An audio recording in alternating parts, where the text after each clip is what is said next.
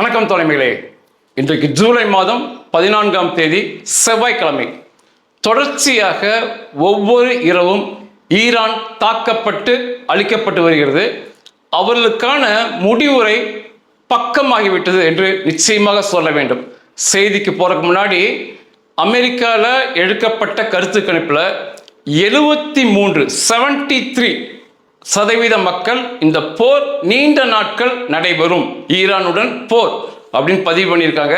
அதை தாண்டி 37% அமெரிக்க மக்கள் ஈரான் தாக்கப்பட வேண்டும் என்று ட்ரம்புடைய நிலைப்பாட்டுக்கு ஆதரவு கொடுத்துருக்காங்க.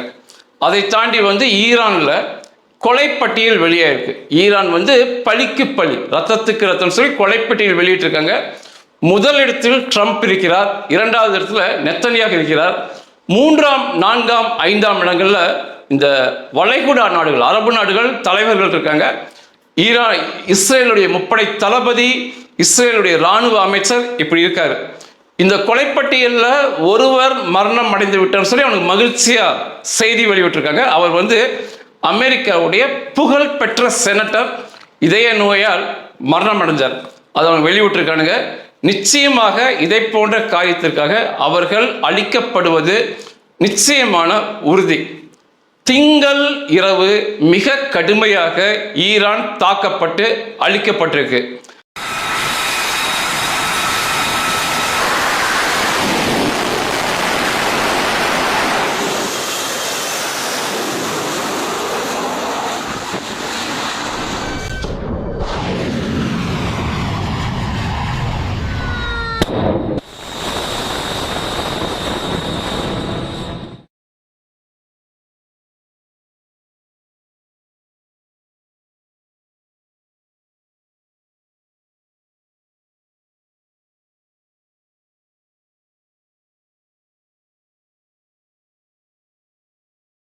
உங்களுக்கு ஒரு சந்தேகம் வரும், இவ்வளோ கோடிகள், 1000 கோடிகள் அமெரிக்கா செலவு பண்ணுறாங்களே அப்படின்னா, இந்த செலவு செய்யும் பணங்களை பல 100 மடங்கு அமெரிக்கா திருப்பி எடுத்துக்குவாங்க.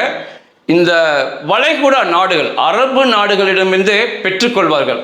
இந்த வளைகுடா அரபு நாடுகிட்ட பணத்துக்கு பஞ்சமே இல்லை. அவர்கள் அனைவருமே ஈரானுக்கு எதிரிகள். ஈரான் சியா பிரிவு இஸ்லாமிய நாடு, இவர்கள் எல்லாம் சன்னி பிரிவு இஸ்லாம் நாடு. ஒரு சியா பிரிவு இஸ்லாம் நாடு வல்லரசாக இருப்பது அவர்களுக்கு பிடிக்கல. அதை அமெரிக்கா அளிப்பதை மிக சந்தோஷமாக பார்க்கிறார்கள். தேவையான பணத்தை கொட்டி கொடுப்பார்கள் அரபு நாடுகள். அதனால இந்த அமெரிக்கா செய்கின்ற செலவு பூராமே எடுத்துக்கொள்ளப்படும் பல 100 மடங்கு. ஆனால் ஈரான் அப்படி அல்ல. தினம் தினம் அழிக்கப்படுவது அவர்களுடைய நிஜமான அழிவு. இது ஈரானுக்கு தேவையில்லாத விஷயங்கள். நேற்றிரவு வழக்கம் போல அமெரிக்கா போர் விமானங்களிலிருந்து குண்டுகள் போடப்பட்டிருக்கு. அமெரிக்கா கப்பல்களிலிருந்து ஏவுகணைகள் வீசி தாக்கப்பட்டிருக்கு. அமெரிக்கா ட்ரோன்கள் சென்று தாக்குதல் நடத்தியிருக்கு. நேற்று இரவு 10:30 மணிக்கு இந்த தாக்குதல் ஆரம்பிச்சாங்க அமெரிக்கா. 5 மணி நேரம் தொடர்ச்சியாக குண்டு மலைகள் ஈரான் மீது பொழியப்பட்டது. இது எந்த இடத்துல அடிச்சாங்க அப்படின்னா, ஹொர்மோஸ் ஜலசந்திய ஒட்டி இருக்கின்ற பகுதிகள், ஈரான் பகுதிகள் அழிக்கப்பட்டது. புஷ்கீர், சா பஹார் மற்றும் ஜாஸ்க், கோனார்க், அபு முசா, பந்தார் அப்பாஸ், இந்த 6 இடங்கள், 6 பகுதிகளில் அமெரிக்கா தாக்குதல் நடத்தியிருக்கு. வழக்கம் போல ரேடார்கள், வான் எதிர்ப்பு சாதனங்கள், ஏவுகணைகள், ட்ரோன்கள், சிறிய படகுகள் தாக்கி அழிக்கப்பட்டிருக்கு. அதற்கான வீடியோக்களை அமெரிக்க இராணுவம் வெளியிட்டிருக்கு. இந்த தாக்குதல் ஈரானுடைய ஹொர்மோஸ் ஜலசந்தியை முற்றாக அமெரிக்கா கைப்பற்றுவதற்கான தாக்குதல். அந்த பகுதியில் உள்ள ஈரானுடைய இராணுவ கட்டுமானங்களை அழித்துவிட்டு அந்த ஹொர்மோஸ் ஜலசந்தியை முழுக்க அமெரிக்கா கட்டுப்பாட்டில் கொண்டு வருவதற்காக தான் இந்த தாக்குதலை தினந்தோறும் தொடர்ச்சியாக நடத்திட்டு இருக்காங்க. இன்னைக்கு செவ்வாய்க்கிழமை மாலை 4 மணியிலிருந்து, இன்னைக்கு 4 மணியிலிருந்து ஈரான் மீது துறைமுக முற்றுகை மீண்டும் விதிக்கப்படுகிறது. 2 மாசமா ஈரானுடைய துறைமுகத்திலிருந்து எந்த கப்பலும் வெளியே போகக்கூடாது, உள்ள வரக்கூடாது. ஒரே 1 லிட்டர் கச்சா எண்ணெயை அவர்களால் வியாபாரம் பண்ண முடியல ஈரான்னால. திரும்ப அமெரிக்கா அந்த கட்டுப்பாட்டை தளர்த்தி சர்வ சுதந்திரமாக ஈரான் கச்சா எண்ணெய் வியாபாரம் செய்ய அனுமதிச்சாங்க. இன்று 4 மணியிலிருந்து மீண்டும் துறைமுக முற்றுகை ஈரான் மீது விதிக்கப்படுகிறது. ஏப்ரல் 13ஆம் தேதியிலிருந்து ஜூன் 18ஆம் தேதி வரைக்கும் துறைமுக முற்றுகை ஈரான் மீது விதிக்கப்பட்டுச்சு. 2 மாசத்துக்கு மேல 1 லிட்டர் கச்சா எண்ணெய் அவர்களால் வியாபாரம் பண்ண முடியல. அந்த சமயங்கள்ல 140 பிரம்மாண்ட கப்பல்கள் அமெரிக்க இராணுவத்தால் வழிமறிக்கப்பட்டு திரும்ப அனுப்பப்பட்டது.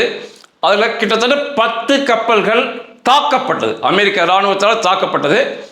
அந்த சமயத்தில் ஈரானுக்கு மருந்து பொருள், பிற மக்களுக்கு தேவையான பொருள் ஏற்றி வந்த 50 கப்பல்களை சோதனை செய்த பிறகு அமெரிக்கா ஈரானுக்குள் அனுமதிச்சாங்க. இன்றிலிருந்து அல்லது வருகின்ற சில நாட்களிலிருந்து ஹொர்மோஸ் ஜலசந்தி முற்றாக அமெரிக்கா கைவசம் வருகிறது. அமெரிக்கா என்ன சொல்றாங்கன்னா, இலவசமாக எந்த நாட்டு கப்பலும் அந்த பகுதியை தாண்டக்கூடாது. உள்ளே இருக்கின்ற சரக்கின் மதிப்பிற்கு 20% வரி அமெரிக்கா கொடுத்துக்கிட்டு அந்த பகுதியை கடந்து போகலாம். முழு பாதுகாப்பையும் அமெரிக்கா இராணுவம் வழங்கும். 20%. இது மிகப்பெரிய தொகை. இவங்க என்ன சொல்றாங்கன்னா, ஈரானுடைய IRGC பேடி இராணுவம் கூட இவ்வளோ பணத்தை வசூல் பண்ணவில்லை. ஆனால் அமெரிக்கா இந்த நிபந்தனை விதிச்சிருக்காங்க. உள்ள என்ன பொருள் கொண்டு வரீங்க, அந்த பொருளுடைய மதிப்பை அன்றைய மதிப்பில் எடுத்து 20% அதனுடைய காசை அமெரிக்கா கொடுத்துக்கிட்டு நீங்க ஹொர்மோஸ் ஜலசந்தியை கடந்து போகலாம். முழு பாதுகாப்பை அமெரிக்கா இராணுவம் வழங்குகிறாங்க. இஸ்ரேல் உளவுத்துறை என்ன சொல்றாங்க அப்படின்னா, 100க்கு 100% ஹொர்மோஸ் ஜலசந்தியை அமெரிக்காவால் கைப்பற்ற முடியும். மேலும் அமெரிக்கா சொல்லுவது போல 100% இராணுவ பாதுகாப்பை அந்த வழியாக செல்கின்ற கப்பல்களுக்கு அமெரிக்காவால் வழங்க இயலும். ஆனால் கேட்கின்ற தொகை மிக அதிகமாக தொகையாக இருக்கு அப்படிங்கிறாங்க. இந்த 20% வரி விதித்தால் அந்த பக்கம் வருகின்ற கச்சா எண்ணெய் மற்றும் இயற்கை எரிவாயுவுக்கு 20% வரி விதித்தால் சீனா, இந்தியா, பாகிஸ்தான், ஜப்பான் உட்பட ஆசிய நாடுகள், ஐரோப்பிய நாடுகளில் கணிசமாக பெட்ரோல், டீசல், சமையல் எரிவாயு விலை உயரும் அப்படிங்கிறாங்க. இதுக்கு ட்ரம்ப் என்ன சொல்றாருன்னா, நாங்கள் இந்த பகுதியில் ஈரானை தாக்கும் போது எந்த ஆசிய நாடுகளும் எங்களுக்கு உதவியாக வரவில்லை இந்த ஹொர்மோஸ் ஜலசந்தியை திறப்பதற்கு. மேலும் அநேக ஆசிய நாடுகள் ஈரானுக்கு ஆதரவாக தான் நின்றிருந்தாங்க. அதனால ஆசிய நாடுகள், இந்தியா உட்பட யாருமே அமெரிக்காவுக்கு உதவி செய்யவில்லை இராணுவ ரீதியாக. மேலும் ஈரானுக்கு உதவியாக இருந்ததால் ஹொர்மோஸ் ஜலசந்தியை கடக்க வேண்டும் என்றால் 20% வரியை பொருளின் மதிப்பில் கொடுத்து விட்டு செல்ல வேண்டும். முழு பாதுகாப்பை நாங்கள் வழங்குவோம் அப்படின்னு இருக்காங்க. நேற்று 2 கப்பல்கள், அரபு நாடுகளுக்கு சொந்தமான எண்ணெய் கப்பல்கள் ஈரானால் தாக்கப்பட்டது. அதில் ஒரு கப்பல்ல இருந்து 8 பேர் மீட்டாங்க. ஒருவர் மரணம் அடைந்தார், அவர் இந்தியர். அதனால ஈரானுடைய துணை தூதரை கூப்பிட்டு இந்தியா கண்டனம் தெரிவிச்சிருக்காங்க. உயிரின் மதிப்பு மிக பெரிதானது. அதனால இஸ்ரேல் உளவுத்துறை சொல்றாங்க 100% அமெரிக்காவால் பாதுகாப்பு கொடுக்க முடியுங்கிறாங்க. வேற வழி இருப்பது போல தெரியவில்லை. பேச்சுவார்த்தை நடத்தி 20% கொடுக்க முடியாது, கொஞ்சம் குறைச்சிக்குங்கன்னு சொல்லிட்டு பாதுகாப்பாக அந்த வழியை கடந்து வருவது ஒரு புத்திசாலித்தனம்.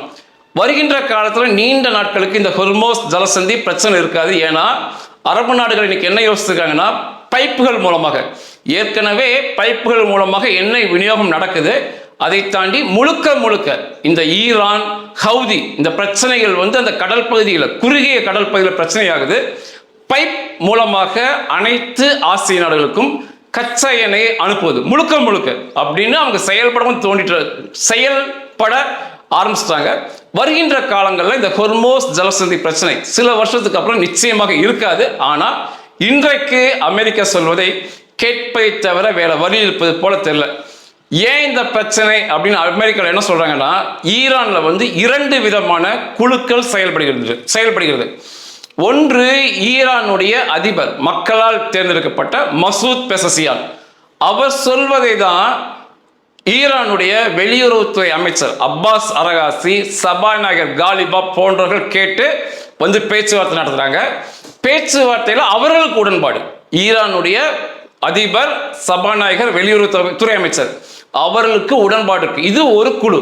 இன்னும் ஒரு குழு என்பது காணாமல் போன மொஸ்தபா கொமேனி, அதில் முக்கியமாக IRGC உடைய தளபதி அமித் வாகிதி, மேலும் IRGC தலைவர்கள், இவனுங்க ஈரானுக்குள்ள உட்கார்ந்துக்கிட்டு ஒரு குழுவா இருக்கானுங்க. அவனுக்கு எந்த வித பேச்சுவார்த்தைக்கு வரதில்லை. அவனுங்க பேச்சுவார்த்தையில் எந்த முன்னேற்றம் வந்தாலும் அதை ஏற்றுக்கொள்ளாமல் திரும்ப திரும்ப பிரச்சனை பண்றதுனால தான் பேச்சுவார்த்தையில் எட்டப்படும் உடன்பாடுகள் நடைமுறையில் வர்றதில்லை. இந்த சண்டை தவிர்க்க இயலாது சொல்லி அமெரிக்காவில் இன்னைக்கு திட்டவட்டமாக தெரிவிச்சிருக்காங்க. ஈரான் அமெரிக்கா தாக்கியதற்கு பதிலடியாக அண்டை நாடுகளான அரபு நாடுகள் மீது ஏவுகணை ட்ரோன் தாக்குதலை திரும்ப நேற்றிரவு அவர்கள் இன்னைக்கு வரைக்கும் நான் பேசுற வரைக்கும் பண்ணிக்கிட்டு தான் இருக்காங்க. Jordan, Bahrain, Kuwait, UAE, Qatar போன்ற நாடுகளுக்கு ஏவுகணை செல்கிறது. வளைகுடாவில் இருக்கிறவங்க என்கிட்ட கேள்வி கேட்டிருந்தீங்க, வளைகுடால பிரச்சனையாகுமான்னு சொல்லி. இந்த சண்டையிலும் சரி, இதற்கு மேல மிகப்பெரிய சண்டை போராக மாறினாலும் சரி, வளைகுடாவில் இருக்கும் இந்தியர்கள் அச்சப்பட தேவையில்லை. உலகத்திலேயே மிக சிறப்பான வான் எதிர்ப்பு சாதனங்கள், ஏவுகணைகளை வைத்திருக்கும் நாடு வளைகுடா நாடுகள். அவங்களுக்கு காசுக்கு பஞ்சமே இல்லை. இந்த கல்ஃப் கண்ட்ரிக்கு காசுக்கு பஞ்சமே இல்லை. உலகத்திலேயே மிக சிறந்த நாடுகள் அமெரிக்கா, ரஷ்யா, சவுத் கொரியாவிலிருந்து வான் பாதுகாப்பு சாதனங்கள் கணக்கில்லாம வாங்கி வச்சிருக்காங்க. இன்னைக்கு பார்த்தீங்கன்னா அமெரிக்காவுடைய மிக சிறப்பான வான் பாதுகாப்பு சாதனம் தாட் மற்றும் பேட்ரியாட், மற்றும் ரஷ்யாவுடைய S-400 மற்றும் நசாம் 2, இதை தாண்டி உக்ரைனுடைய உதவி, அதை தாண்டி இஸ்ரேலுடைய சிறப்பான வான் பாதுகாப்பு சாதனம் அயன் டோம், இவை அனைத்துமே வளைகுடா நாடுகளில் செயல்படுது. அந்தந்த நாட்டு சிறப்பு நிபுணர்கள் வான் பாதுகாப்பு சாதனத்தை பராமரிக்கும், அதை ஏவக்கூடிய இயக்கக்கூடிய சிறப்பு நிபுணர்கள், வெளிநாட்டு நிபுணர்கள் அங்கே வேலை செய்கிறாங்க. அதனால இந்த போரிலும் சரி, எவ்வளோ பெரிய போர் வந்தாலும் சரி, வளைகுடாவில் இருக்கும் இந்தியர்கள் அச்சப்பட தேவையில்லை. நீங்கள் உங்கள் பணியை செய்யுங்க, உங்கள் வீடுகள் இருங்க. அந்தந்த அரசு சொல்லுகின்ற விதிமுறைகளை பின்பற்றுங்க. பதுங்கு குழிக்கு போகணும்னு சொன்னால் பதுங்கு குழிக்கு போயிருங்க, வெளியே வர வேண்டாம் வெளியே வராமல் இருங்க. மற்றபடி உயிருக்கு ஆபத்து என்று வளைகுடா நாட்டில் பேசவே தேவையில்லை. மிக சிறப்பான இராணுவ தளவாடங்களை வைத்திருக்கும் நாடு வளைகுடா நாடுகள்.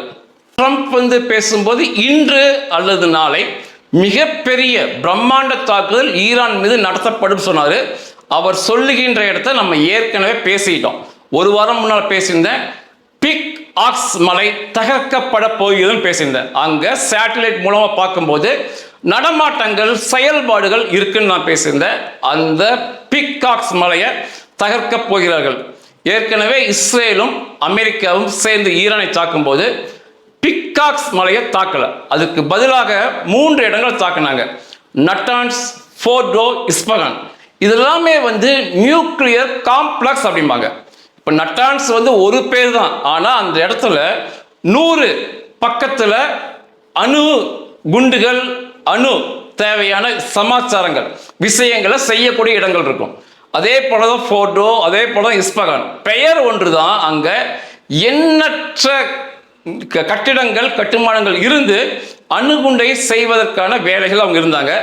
அந்த 3 இடத்தை தாக்கி அழிக்கும் போது, இந்த சென்ற தடவை தாக்கி அழிக்கும் போது இந்த பிக்காக்ஸ் மலையை அழிக்கவில்லை.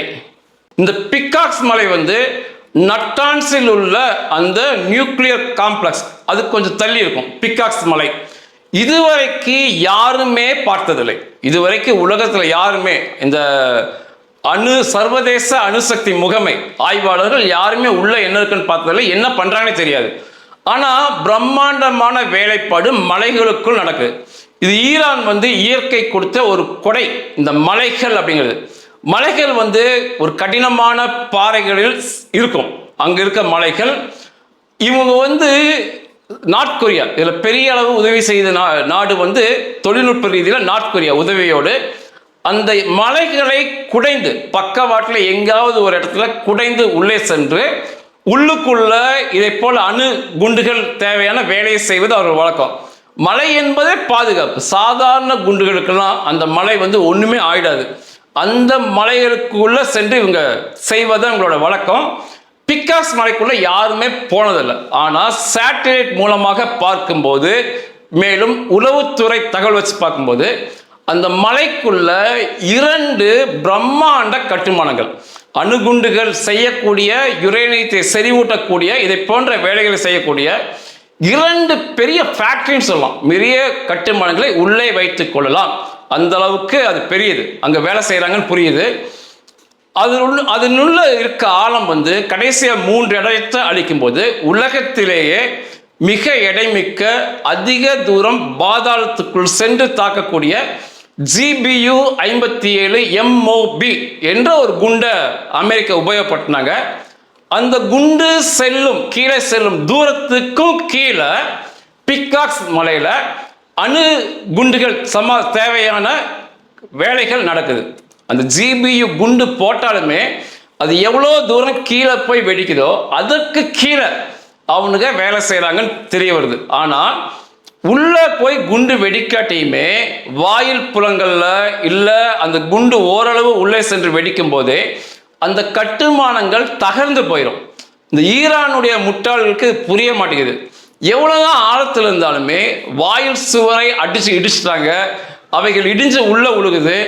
100 மீட்டர் அளவுக்கு அந்த குண்டு உள்ளே சென்று வெடித்து 100 மீட்டர் அளவு மேலே இருக்க கட்டுமானங்கள் கீழே விழுகுது. அப்படின்னா தன்னை போல கீழே இருக்கும் கட்டுமானங்கள் அடிக்கப்படும். நான் ஏற்கனவே பேசியிருந்தேன், வருகின்ற நாட்களில் 1 அல்லது 2 நாட்களில் ட்ரம்ப் மிகப்பெரிய தாக்குதல் இருக்குன்னு இருக்காரு. இன்னொரு கூடுதல் செய்தி, இந்த தாக்குதலை இஸ்ரேலோடு இணைந்து ட்ரம்ப் செயல்படுத்துவார் தோணுது. நெத்தன்யாகும் ட்ரம்ப்பும் இணைந்து இந்த பிக்காக்ஸ் மலையை அழிப்பார்கள் என்று தெரியுது. கடைசியாக IRGC பேடி நபர்களோட அமெரிக்கா பேசிட்டு இருக்காங்க. பிக்காக்ஸ் மலை உள்ள என்ன இருக்குன்னு சொல்லி சர்வதேச அணுசக்தி முகமை ஆய்வாளருக்கு காட்டிருங்க, உள்ள விட்டுருங்க, இல்லை என்றால் தாக்குதல் நடத்தப்படும் இருக்காங்க. இன்றுக்குள்ள அவர்கள் முடிவை தெரிவிக்க வேண்டும். இல்லை என்றால் வருகின்ற ஒரு சில நாட்களில் பிக்காக்ஸ் மலை அமெரிக்கா மற்றும் இஸ்ரேல் விமானப்படையால் நிச்சயமாக தகர்க்கப்படும். இன்றைய முன்னேற்றம் தான். தொடர்ச்சியாக ஈரான் அழிக்கப்படுகிறது. ஈரான் அதிலிருந்து மீண்டு வருவது மிக கஷ்டம். அமெரிக்கா இதில் செலவு பண்ணுகின்ற பல ஆயிரம் கோடிகளை 100 மடங்கு சேர்ந்து வசூலித்து விடுவார்கள். அமெரிக்காவுக்கு இது அனுகூலம், ஈரானுக்கு இது பின்னடைவு. ஈரான் நிச்சயமாக புரிந்து கொள்ள வேண்டும். அதே போல இறுதி இலக்கு நிச்சயமாக எட்டப்பட்டுவிடும் தோணுது. இன்னைக்கு ஈரானுக்குள்ள நடைபெறுகின்ற விஷயங்களை வச்சு பார்க்கும்போது இந்த யுரேனியங்கள் கைப்பற்றப்படும் அல்லது அழிக்கப்படும் ஒன்று. இரண்டாவது, இந்த ஆட்சி முறைமை, பெண்களுக்கு எதிரான வன்முறையான இந்த பழமைவாத ஆட்சி முறை நிச்சயமாக அகற்றப்படும். இந்த இலக்குகள் அடையப்படும் என்று தோன்றுது. ஏன்னா ஈரானுக்குள் இப்பொழுதே சலசலப்புகள் ஆரம்பிச்சிருக்கு.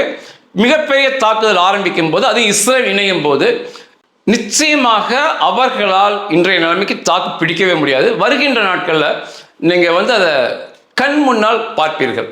நன்றிகள்.